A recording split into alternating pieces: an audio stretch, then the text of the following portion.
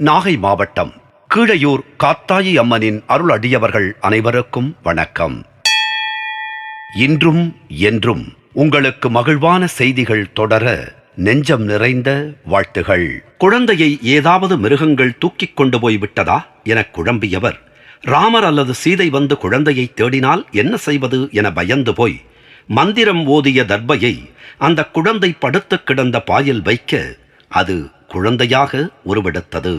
சற்று நேரம் பொறுத்து சீதை வந்தாள். உள்ளே இருந்த இன்னொரு குழந்தையைக் கண்டு வியந்தாள். முனிவரோ கண்களை மூடியபடி தியானத்தில் இருந்தார். அவரை எப்படி கேட்பது? அதே நேரத்தில் ராமரும் வந்துவிட்டார். வீட்டிலே வந்தவர் ஒரு குழந்தைக்கு பதிலாக 2 குழந்தைகள் எப்படி வந்தது என யோசனை செய்ய, சீதையும் அந்த குழந்தையை குறித்து தனக்கே தெரியாது என கூற வந்த நேரத்தில் அவளை பேசவிடாமல் ராமர் அந்த 2 குழந்தைகளில் உண்மையான குழந்தை யார் என கண்டுபிடிக்க நெருப்பை மூட்டினார். 2 குழந்தைகளையும் அதை தாண்டிக் கொண்டு தன்னிடம் வருமாறு அழைக்க அவருடைய உண்மையான குழந்தை தீயை கடந்து வந்துவிட தர்பையினால் உருவான குழந்தை தீயில் விழுந்து எரிந்து விட்டது. ஆகவே ராமர் கருணை கொண்டு அதை தீயிலிருந்து வெளியில் எடுத்து உயிர் கொடுக்க அந்த குழந்தையே கருப்பசுவாமி ஆயிற்று.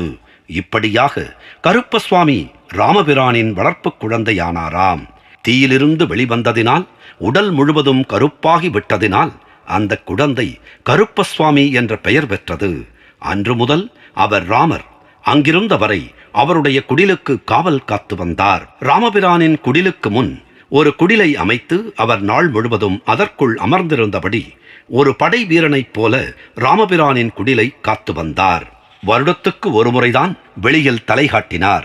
இதனால்தான் அழகர் கோவிலில் உள்ள அவர் சன்னதியை வருடத்துக்கு ஒரே ஒரு முறை மட்டுமே திறப்பதாக கூறுகிறார்கள்.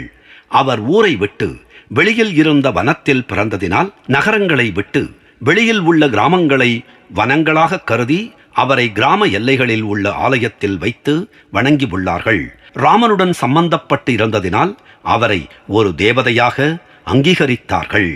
நாகை மாவட்டம் கீழையூர் காத்தாயி அம்மன் நம்மை காத்து அருளுவாள்.